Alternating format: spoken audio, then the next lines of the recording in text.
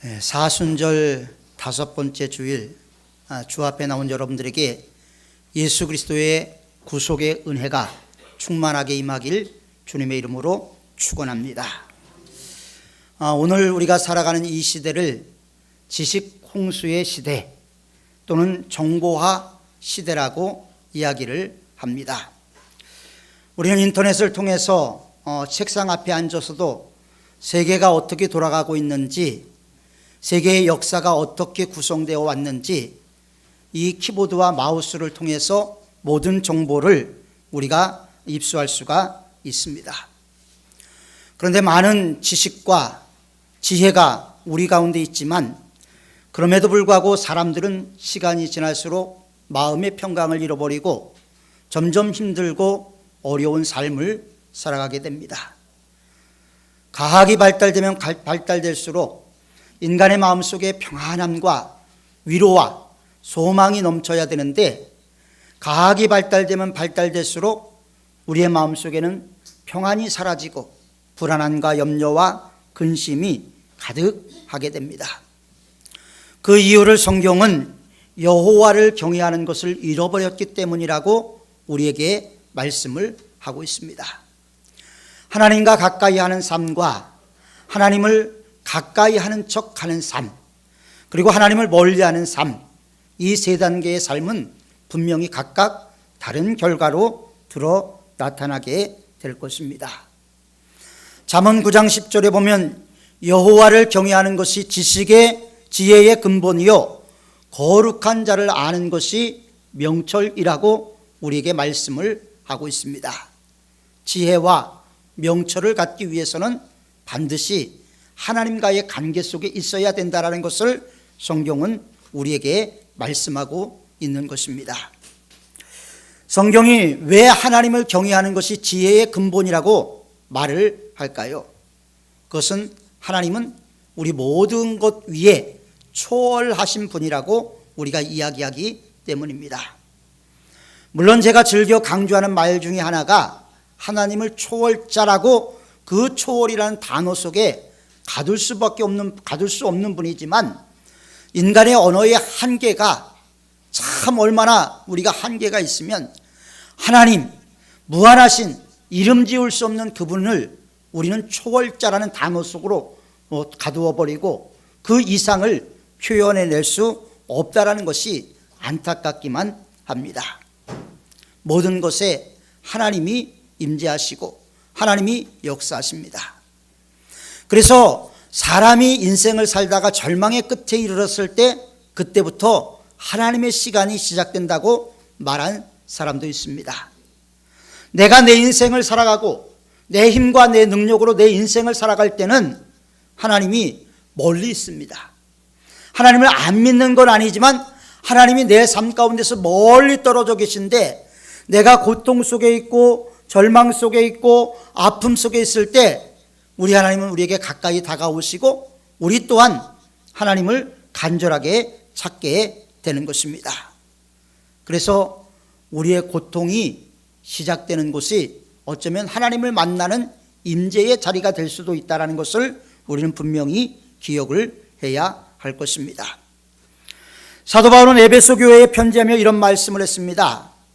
우리가 다 하나님의 아들을 믿는 것과 아는 일에 하나가 되어. 우리라는 것은 누굽니까? 그것은 에베소 교회 교인들이지만 동시에 이 자리에서 말씀을 듣고 있는 우리를 포함하고 있는 것입니다. 우리가 다 하나님의 아들을 믿는 것과 아는 일에 하나가 돼요. 우리 모든 것을 하나로 이루라고 성경은 말하고 있고요. 그럴 때만이 온전한 사람을 이루어 그리스도 예수의 장성한 분량에 이르를 수 있다고 성경은 우리에게 권면을 하면서 그 내용 가운데 바울은 덧두리하면서 이렇게 이야기를 하고 있습니다. 오직 사랑 안에서 참된 것을 하여 범사에 그에게까지 자랄지라. 그는 머리니 곧 그리스도라. 우리가 어디까지 자라야 되느냐? 예수님까지 자라야 된다라고 성경은 분명히 우리에게 권면을 하고 있습니다. 그런데 많은 사람들이 나는 안 돼, 나는 힘들어, 나는 거기까지 이르기에는 너무 부족해, 이렇게 이야기하면서 성경과 역형되는 삶을 살아가는 사람들이 많이 있습니다. 우리 모두는 다 범사에 그리스도의 장성한 분량에 이르도록 부름을 받은 줄 믿습니다. 부름받은 우리는 또한 그리스도를 닮아가야 되고 마지막에는 그리스도를 영화롭게 하는 삶까지 나가야 하는 것입니다. 그리스도인의 신앙생활이라는 것은 한마디로 말하면 예수님을 닮는 삶이라고 정의할 수가 있습니다. 꽤 오래전에 영성훈련이라는 말이 유행처럼 한국교회에 퍼졌었죠. 영성훈련 많이 이야기를 했는데 진정한 영성훈련이 뭐냐? 진정한 영성훈련은 예수님을 닮아가는 삶을 진정한 영성훈련이라고 말을 하는 것입니다. 예수님의 마음을 닮아가고 예수님의 기도를 닮아가고 예수님의 삶을 닮아가는 것, 그래서 그리스도의 장성한 분량, 그리스도의 작은 그리스도로 세워져 가는 것이 성경이 우리에게 요구하고 있는 내용이요, 하나님이 우리에게 말씀하고 있는 내용입니다. 그래서 육체의 연습은 우리에게 유익이 되지만 경건은 범사의 유익이 되게 되는 것입니다.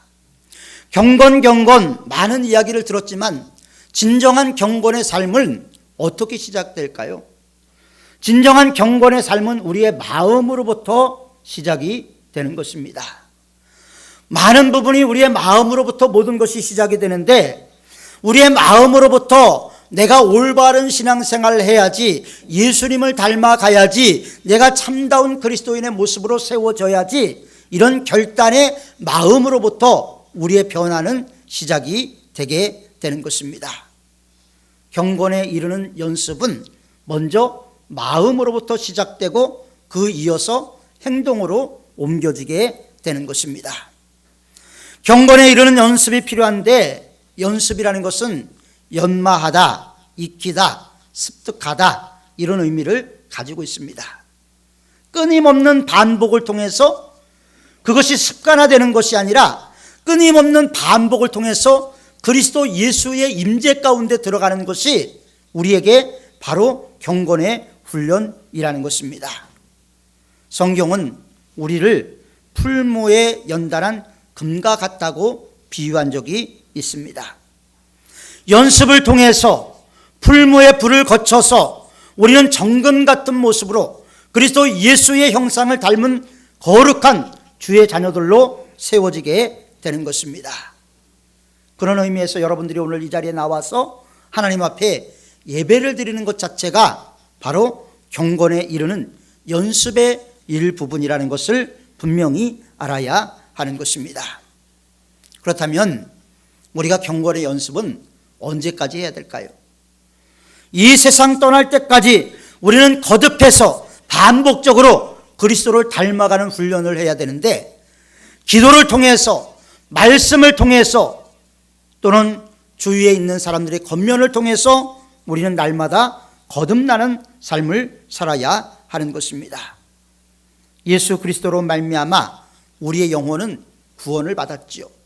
하나님의 은혜입니다. 하나님의 은혜가 우리에게 진정한 은혜가 되게 하기 위해서는 하나님이 거저 주신 것에 대해서 우리가 그것을 감사함으로 받아들이고 그 감사함 가운데 그리스도를 닮아가고자 하는 반드시 노력과 훈련이 있어야 하는 것입니다.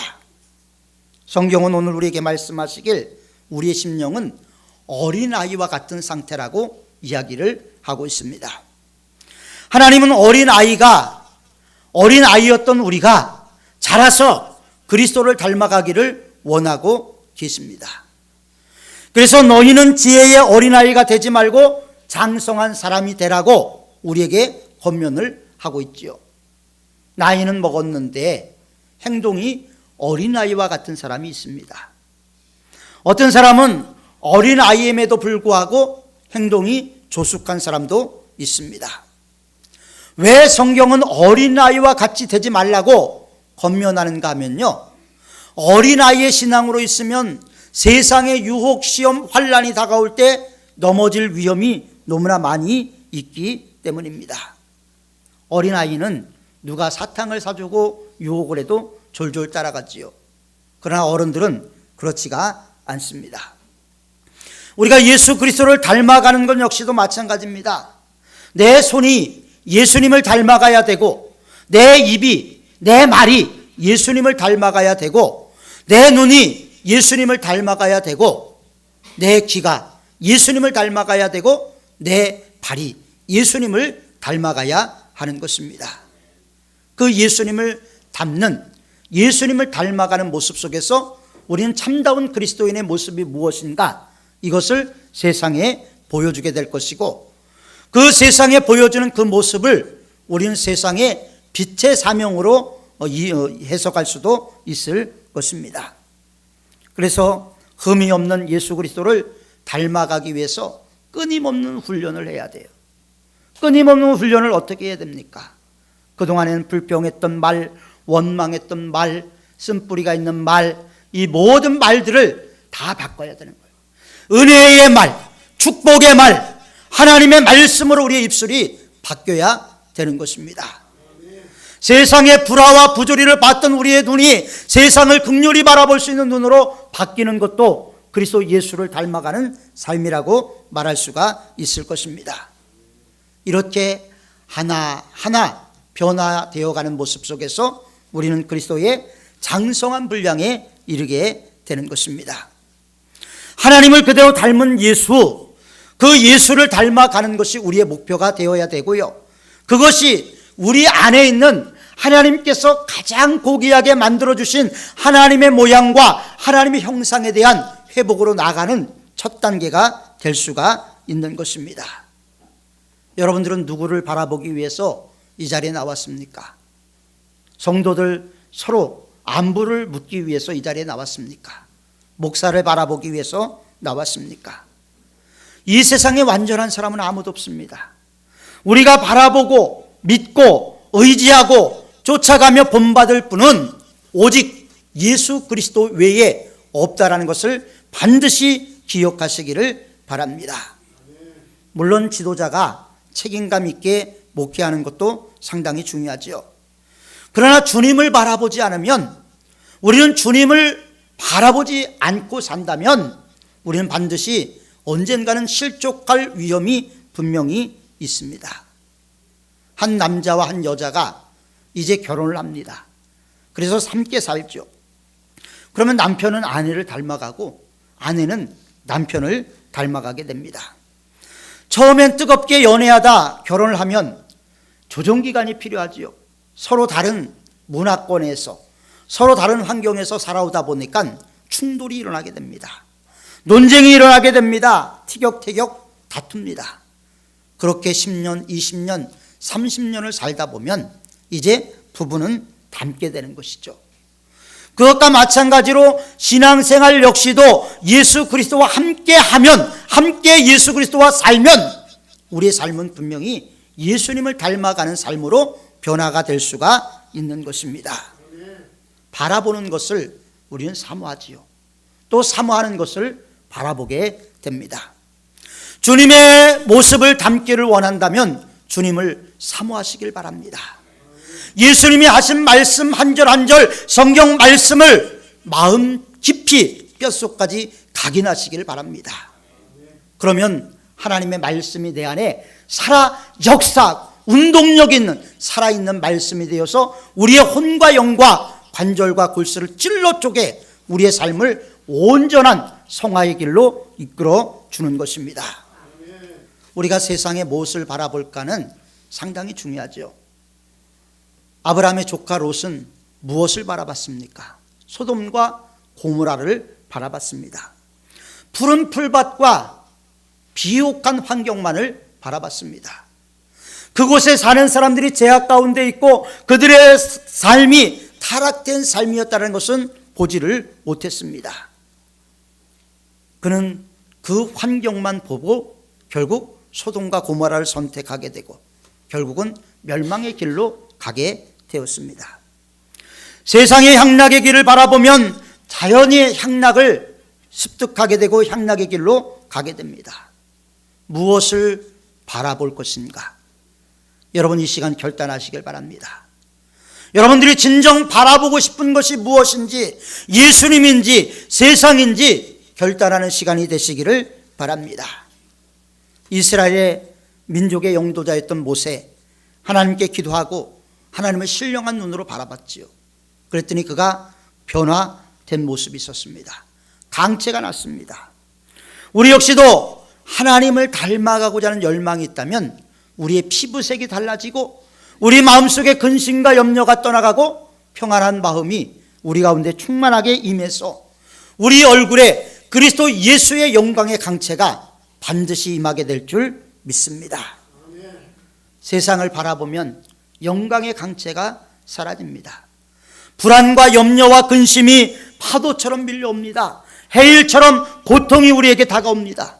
그러나 예수 그리스도를 바라보고 나아갈 때는 잔잔한 시내와 푸른 초장으로 인도하시는 예수 그리스도가 계시기 때문에 우리의 마음이 평안한 길로 인도를 받게 되는 것입니다. 어떤 사람의 얼굴에 강체가 나는지 우리는 성경 히브리서를 통해서도 알 수가 있습니다. 예수님을 생각하는 사람이 영광의 강체가 나는 것입니다. 주님을 바라볼 뿐만 아니라 늘 주님을 생각하는 거예요. 내가 어떤 일을 하든지 주님을 생각하는 것입니다. 길을 갈 때도 주님을 생각하는 것입니다. 일을 할 때도 주님을 생각합니다. 말을 할 때도 주님을 생각합니다. 공부할 때도, 장사를 할 때도 주님을 생각을 합니다. 밥을 지을 때도 주님을 생각합니다. 사모하며 바라보는 마음이 우리에게 중요한 것이죠. 마음속에 있는 여러 가지 모든 생각들을 다 버리고 염려와 근심들을 버리고 예수 그리스도를 바라보고 예수 그리스도를 앙망하고 그분을 닮아가기 위해서 힘쓰고 애쓰는 성도들이 되시기를 바랍니다. 파스칼은 그렇게 말했습니다. 인간은 갈대다. 그러나 그냥 갈대가 아니라 생각하는 갈대라고 이야기를 했습니다. 여러분 우리가 생각을 해야 되죠. 무엇을 생각해야 됩니까? 우린 지금 사순절 기간을 지내고 있는데 사순절 기간을 지내면서 우리가 무엇을 생각해야 할까요? 십자가에 달리신 예수 그리스도를 생각해야 하는 것입니다. 나를 위해서 온갖 고난, 멸시와 천대를 다 받으신 그 예수 그리스도를 우리가 생각하고 묵상해야 하는 것입니다. 그 예수 그리스도의 고난이 진정한 나를 위한 고난이라는 것이 우리의 뼛속까지 느껴질 수 있도록 우리가 깊게 묵상하는 시간이 우리에게 분명히 필요합니다. 생각하는 것에 따라서 우리의 삶이 달라집니다. 단순히 그냥 예수님이 나를 위해서 죽으셨다 이렇게 생각하면 그냥 간단하게 넘어갈 수 있는 문제지만 왜라는 질문을 던졌을 때는 예수님이 왜 그렇게 죽어야 됐는가 하는 것을 분명히 알아야 되고 그 예수 그리스도의 죽음 가운데서 내 죄의 실체를 보고 내 허물의 실체를 보므로 내 자신이 얼마나 작은 자고 내 자신이 얼마나 연약한 자인가 깨닫게 되고 나를 위해서 그렇게 희생당하신 그리스도가 얼마나 존귀한 분이고 얼마나 위대한 분인가를 깨닫게 되는 것입니다. 생각에 따라서 바뀌게 되죠. 도둑은 무슨 생각을 합니까? 훔칠 생각만 합니다. 사기꾼은 무슨 생각을 합니까? 남을 속일 생각만 합니다. 그렇다면 여러분들은 무슨 생각을 해야 할까요? 여러분들이 생각해야 될 것이 무엇인지 여러분들은 분명히 잘 알고 있습니다. 모르는 게 아니에요. 신앙생활하면서 다 알고 있습니다. 알고 있음에도 불구하고 우리에게는 이런 핑계 저런 핑계가 많이 있습니다. 목사가 장사하는 생각만 하고 있다면 교회가 어떻게 되겠습니까? 성도들이 교회에 앉아서 예수님 생각 안 하고 다른 생각을 하면 어떻게 되겠습니까? 토마스 아킨피스라는 분이 계신데 그리스도를 본받아 라는 책을 썼습니다. 먼저도 말씀을 드렸다시피 원래 원제목은 그리스도를 본받아 세상을 멸시함이라는 제목이었죠. 그 책에 보면 아주 유명한 고전 문학인데 주님을 생각하며 주님이 만일 이 일을 한다면 어떻게 하셨을까? 우리에게 질문을 던지게 하는 책입니다. 만약 여러분 예수님이 이 자리에 와서 설교를 하신다면 여러분들은 어떤 마음으로 경청할까요? 만약 예수님께서 오늘 저희 교회 식당에 와서 식사를 준비한다면 여러분들이 어떤 마음으로 그 식탁을 대할까요? 우리의 마음으로부터 생각을 해야 됩니다. 예수님이 직접 와서 설교하는 것도 아니요, 예수님이 직접 와서 식사를 하는 것도 준비하는 것도 아니지만, 예수님이 저분을 통해서 이야기하는구나, 예수님이 저분을 통해서 일하시는구나, 이것을 우리가 느낄 때 우리가 상대방을 대하는 태도, 상대방을 대하는 마음 자세가 바뀌게 되는 것입니다. 서로를 존중할 수가 있게 되는 것이죠. 성경은 우리를 하나님의 모양과 하나님의 형상이라고 말을 하고 있습니다. 하나님의 모양과 하나님의 형상을 간직하고 있는 우리는 늘 그래서 예수님을 닮기 위해서 힘을 써야 되는데, 찬송가에도 그런 찬송이 있잖아요. 너 성결기 위해 내 머리 숙여 저 은밀히 계신 내 주께 빌라. 주 사디어 살면 주 닮으리니 널 보는 이마다 주 생각하리. 여러분, 얼마나 고귀한 찬양입니까?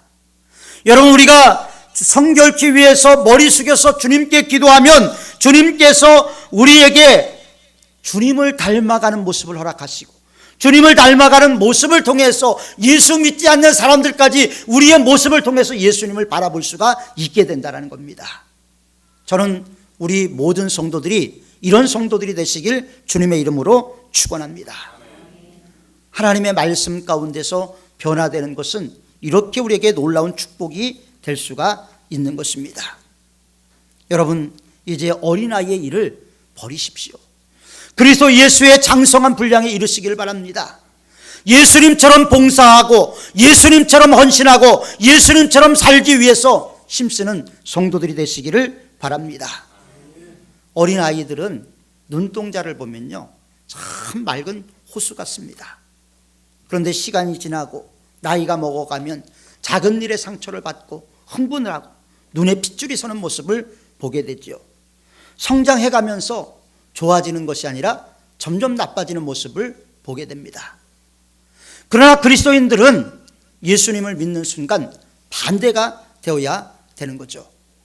핏발 섰던 눈에서 핏발이 사라지고 고요한 호수 같은 눈동자로 변화되어 가야 되는 거예요. 그래서 그 사람을 만나면 마음이 참 편하네, 이런 사람이 되어야지.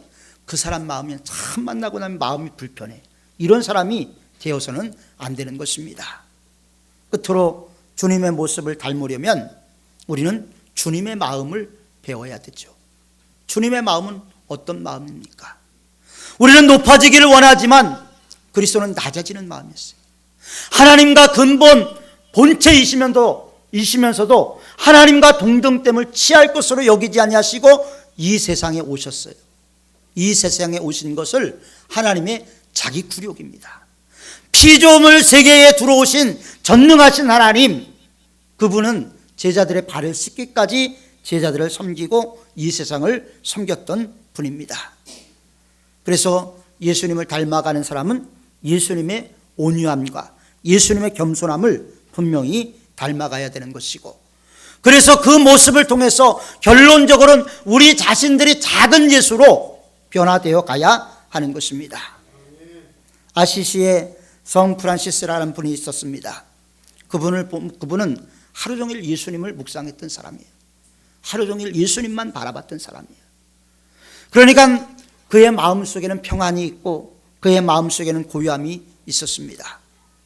그래서 예수님을 본 것처럼 느꼈다고 이야기를 합니다. 사도행전 7장에 보면 스데반이 유대인들에게 돌에 맞아 죽지요. 돌에 맞아 죽으면서 스데반의 모습이 어떻게 되었습니까? 천사와 같았다라고 말하고 있습니다. 여러분, 어떻게 돌에 맞아 죽어가면서 천사와 같은 모습을 할 수가 있겠습니까? 예수님을 닮아갔기 때문에 그것이 가능했던 것입니다. 우리도 예수 그리스도를 닮아가면 우리가 빛의 본체는 아니지만 예수 그리스도의 그 은혜의 빛을 받아서 우리 역시도 빛을 발하는 성도들이 되게 되는 것입니다.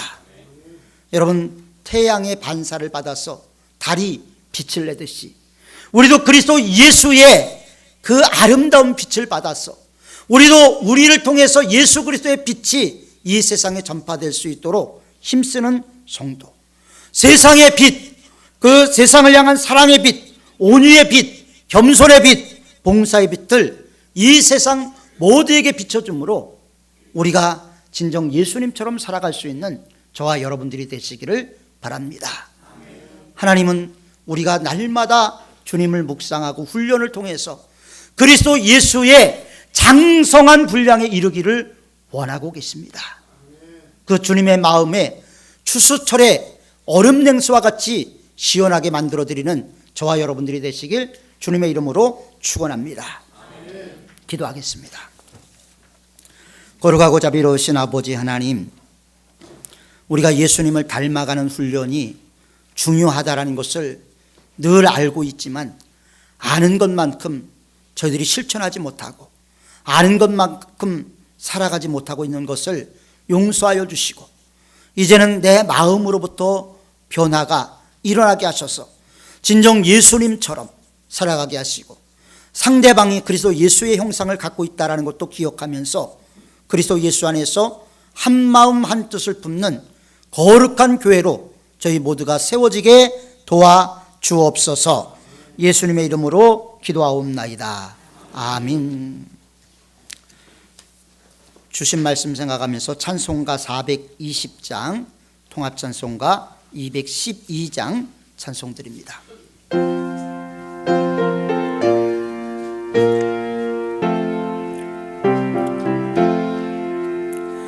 너 성결케 위해 늘 기도하며 너 주 안에 있어 늘 성경 보고 온 형제들 함께 늘 사귀면서 일하기 전마다 너 기도하라.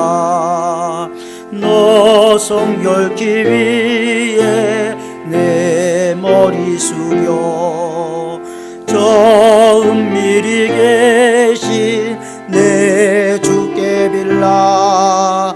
주 사귀어 살면 주 닮으리니 너 보는 이마다 주 생각하리.